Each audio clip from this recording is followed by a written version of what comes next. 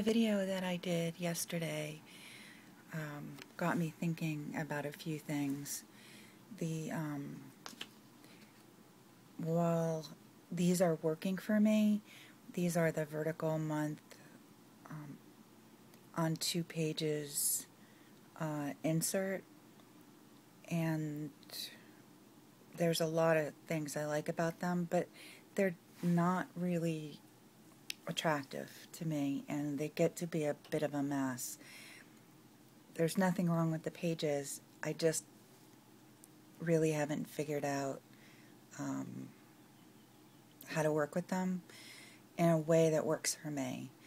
And it also got me thinking about the highlighters. I haven't really been happy with the highlighters that I've been using. Some of the pens run under them. You can see the highlighted marks through the other side, and a lot of the ones called highlighters are kind of dark for a highlighter, in my opinion. So I started searching for something that would work a little bit better for me, and one of the things I found is a Pentel Arts 8-color automatic pencil. It has 2mm leads, which is wider than any of the pens I use, not as wide as a highlighter. So it does take, it's a little bit more than just, scratching through a line. And it's also a little, I don't think you're going to be able to see the directions, but on a Multipen, usually you're just, to change colors, you can just press a clip and you have a new color. On this one, it's a little bit more of a process. The lead fits inside this barrel, and there's no way to just click the colors down. What you have to do is turn the clip towards the color that you want. This is going to be a little hard to do one-handed. It's easier with 2 hands. You have to push down this. That releases the color under the clip, and they suggest you not put any more than about 1/8 of an inch out, or you'll get some breakage. And to retract the color, you need to press the clip and let the lead pop back in.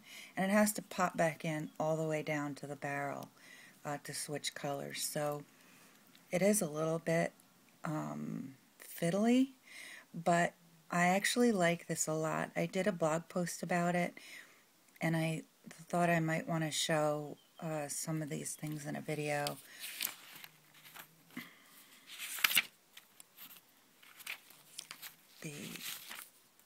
Because that was what I just did with the advancing and retracting the lead is a little bit difficult.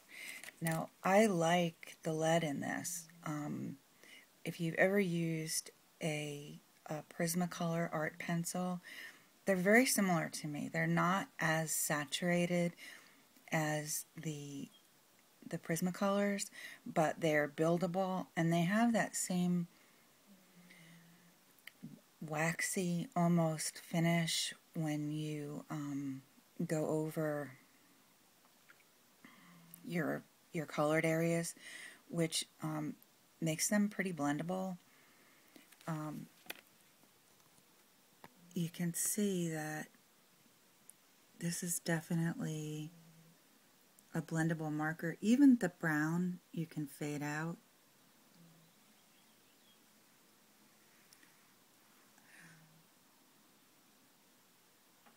You can even blend colors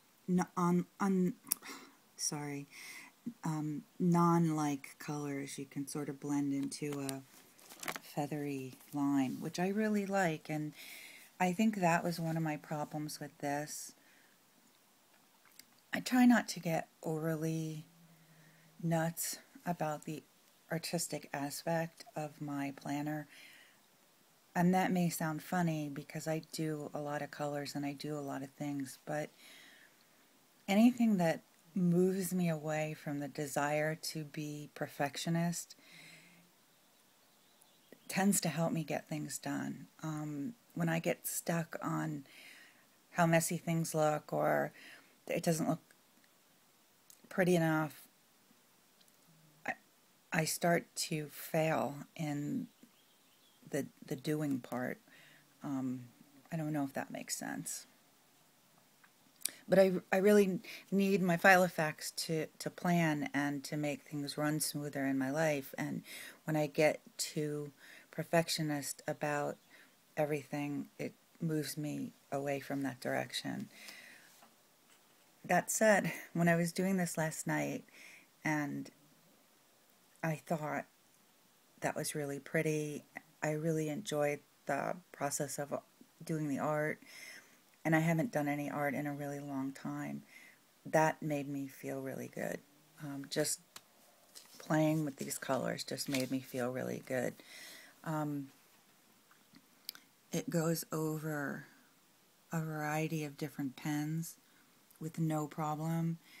I only had one pen, and I mentioned it in my blog post, that I actually had problems with some smearing, and even the smearing that I had was not that bad.